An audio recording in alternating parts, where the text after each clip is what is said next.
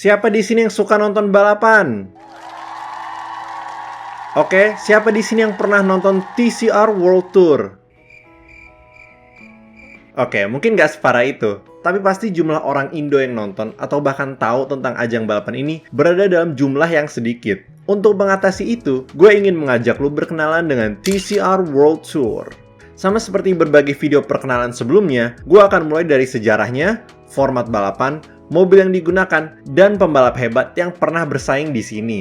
Sejarahnya berawal dari tahun 1963, di mana kejuaraan ini bernama European Touring Car Challenge. Pada zaman ini, mereka menggunakan mobil Group 2. Apa itu mobil Group 2? Jadi, di tahun 1950-an, FIA menciptakan 4 kategori mobil balap. Ada Group 1 Series Production Touring Cars, Group 2 Improved Series Touring Cars, Group 3 Grand Touring Cars, dan Group 4 Sports Cars. Untuk memahami penjabaran di atas, kita perlu melihat Group 1 dulu, baru Group 2. Kenapa? Karena kalau perhatikan baik-baik, Group 1 disebut sebagai Series Touring Cars, sedangkan Group 2 adalah Improved Series Touring Cars. Jadi Group 1 adalah dasarnya, sedangkan Group 2 adalah upgrade dari Group 1. Jadi kembali lagi ke pertanyaan pertama, apa itu Group 1? Kalau kita lihat definisinya di bab 2 pasal 257 lampiran J pada International Sporting Code of the FIA, Group 1 didefinisikan sebagai kendaraan yang diciptakan sebagai alat transportasi manusia dan merupakan bagian dari deretan model yang dijual dan dapat dibeli oleh pelanggan. Kalau lo perhatikan, paragraf tersebut menekankan bahwa kendaraan yang dimaksud harus ditujukan untuk penggunaan normal. Jadi seperti mobil pada umumnya. Tapi untuk memahami Group 1 dengan lebih konkret, kita perlu melihat isi dari paragraf 3. Paragraf ini menyatakan bahwa untuk diakui sebagai mobil Group 1, model tersebut harus masih dalam produksi dan bukan yang telah diberhentikan selama lebih dari 4 tahun. Lalu, terdapat minimal 1000 unit yang dibuat selama 12 bulan secara berturut-turut. Kemudian, bentuk dan mayoritas dari komponen yang digunakan tidak boleh mengalami perubahan dari versi produksinya. Dari definisi singkat itu, kelihatan bahwa mobil balap Group 1 didasarkan pada mobil yang diproduksi secara umum dan terdapat pembatasan ketat mengenai hal-hal yang dapat dimodifikasi untuk balapan. Dari definisi itu, maka Group 2 adalah versi peningkatan atau upgrade dari Group 1. Ketentuan dasarnya masih sama, tapi sekarang dihilangkan ketentuan tentang model yang telah diberhentikan selama lebih dari 4 tahun. Lalu, kalau lihat di pasal 263, terdapat 7 hal tambahan yang bisa dimodifikasi. Hal itu membuat Group 2 sedikit lebih canggih dibanding kakaknya. Nah, kembali lagi ke awal, kategori mobil ini digunakan pada ajang European Touring Car Challenge. Fleksibilitas dari aturan Group 2 memungkinkan berbagai jenis mobil untuk bersaing di sirkuit yang sama. Lalu di tahun 1970, namanya diubah menjadi European Touring Car Championship atau ETCC. Kemudian di tahun 1982, Group 2 digantikan oleh Group N dan Group A. Apa yang membedakannya? Yang paling mencolok adalah ditingkatkannya batas minimal model yang diproduksi dari yang sebelumnya 1000 menjadi 5000 selama 12 bulan berturut-turut. Dalam ETCC, mayoritas merek mobil memilih untuk lanjut ke Group A dibanding Group N.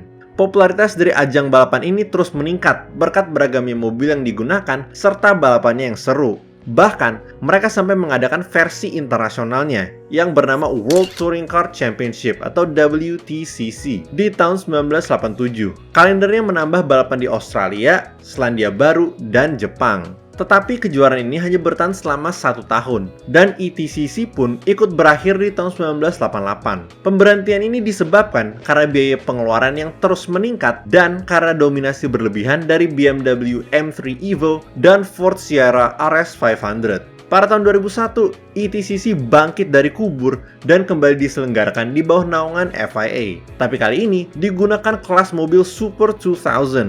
Apa itu Super 2000? Ini merupakan aturan tambahan bagi mobil Group A dan Group N untuk mengurangi biaya dan meningkatkan partisipasi. Sesuai dengan namanya, ukuran maksimal dari mesin mobil Super 2000 dibatasi pada 2.0 liter atau 2000 cc dan nggak boleh pakai turbo atau supercharger. Kemudian, terdapat pembatasan lain seperti maksimal 8.500 RPM, lalu dilarang menggunakan sistem all-wheel drive untuk touring cars, dilarang menggunakan sistem elektronik yang membantu pengemudi, harus memiliki 4 kursi, minimal 2.500 unit yang diproduksi selama 12 bulan berturut-turut, dan masih banyak lagi dalam dokumen ini. Kemudian pada tahun 2005, ETCC diubah kembali menjadi WTCC. Pada tahun 2011, FIA memperbolehkan digunakannya mesin 1.6 liter dengan turbo. Gara-gara itu, semua tim langsung beralih ke mesin tersebut dan meninggalkan mesin 2.0 liter naturally aspirated. Di tahun 2014, mantan bos dari WTCC, yaitu Marcello Lotti, berencana untuk mendirikan ajang touring car sendiri yang bernama TCR International Series. Hal ini terjadi karena terdapat perselisihan antara dia dengan beberapa pejabat lain di FIA tentang bagaimana mengurus kejuaraan ini.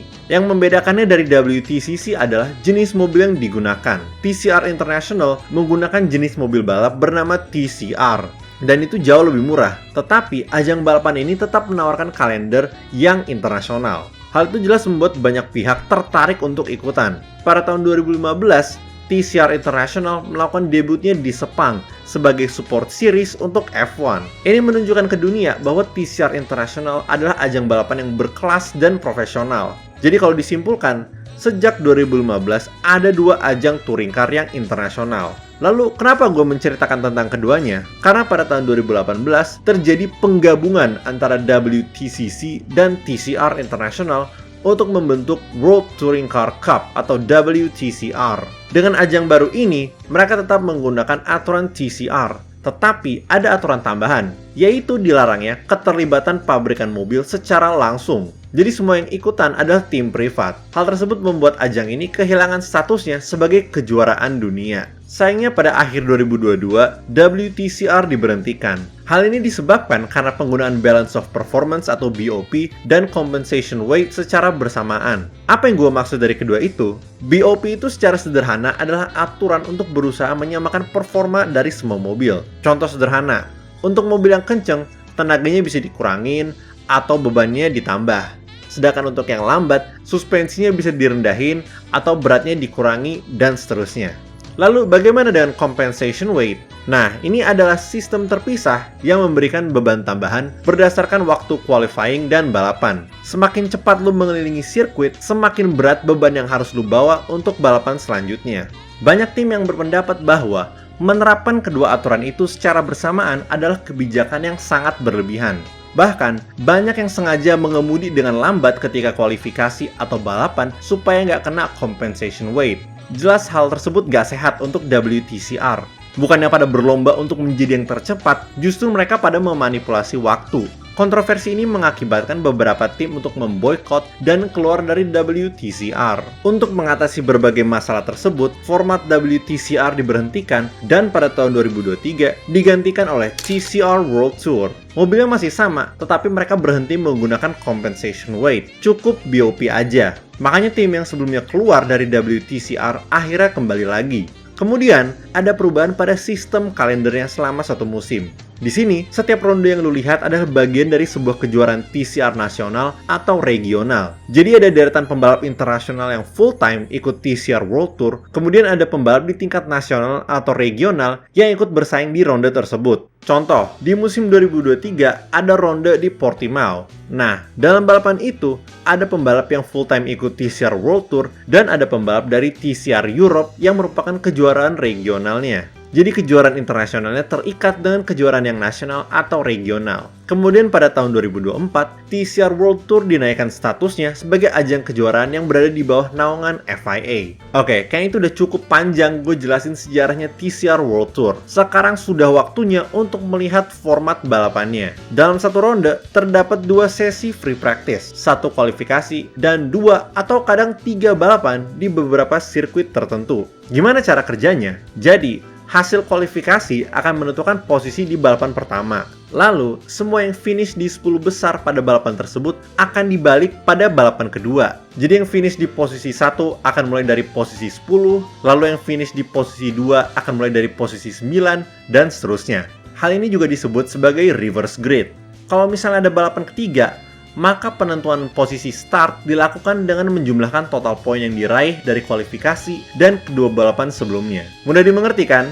Sekarang waktunya kita membahas mobil yang digunakan. Sempat gue singgung kalau kejuaraan ini menggunakan mobil balap bernama TCR. Nah, apa itu mobil TCR? Kalau kita lihat persyaratannya, kita akan menemukan bahwa modelnya harus termasuk dalam daftar TCR yang disetujui dan hanya berpenggerak roda depan, kemudian lolos kriteria homologasi Grup A, lalu modelnya diproduksi secara penuh oleh pabrik yang bersangkutan dan dibuat secara massal, memiliki 4 atau 5 pintu, memiliki panjang minimal 4,2 meter, mesin bensin dengan ukuran 1750 sampai 2000 cc dengan satu turbocharger dan dilarangnya menggunakan sistem hybrid. Contoh dari mobil TCR yang sekarang digunakan adalah Honda Civic Type R TCR dan Lynk & Co 03 TCR. Oke, tadi kita udah bahas sejarahnya, format balapannya, dan mobil yang digunakan. Tapi apa arti dari semua itu kalau nggak ada pembalap yang hebat? Yang saat ini paling jago di TCR World Tour adalah Norbert Michelis. Dia berhasil menjadi juara dunia di tahun 2023 dan 2024. Bisa dibilang, dia udah veteran dalam dunia touring car, karena ia udah balapan sejak zaman WTCC di tahun 2010.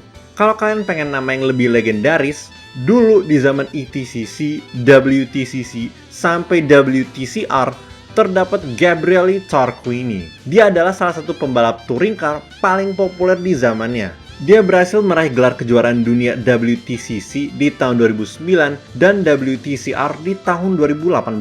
Tapi di akhir tahun 2021, Tarquini memutuskan untuk pensiun. Oke guys, sampai situ dulu untuk video kali ini. Mungkin bagian sejarahnya agak belibet, tapi semoga aja lu bisa memahaminya. Jadi gimana pendapat kalian tentang TCR World Tour? Apakah lu juga ngikutin? Atau mungkin ini pertama kalinya lu denger tentang ajang balapan ini? Kasih tau di kolom komen ya. Kalau kalian suka video kali ini, jangan lupa untuk like. Kalau nggak suka, silahkan dislike. Dan kalau suka banget, kalian bisa subscribe dan pencet tombol join di bawah untuk menjadi member. Kalian juga bisa pencet tombol super thanks untuk mendukung gue secara langsung. Makasih banyak guys!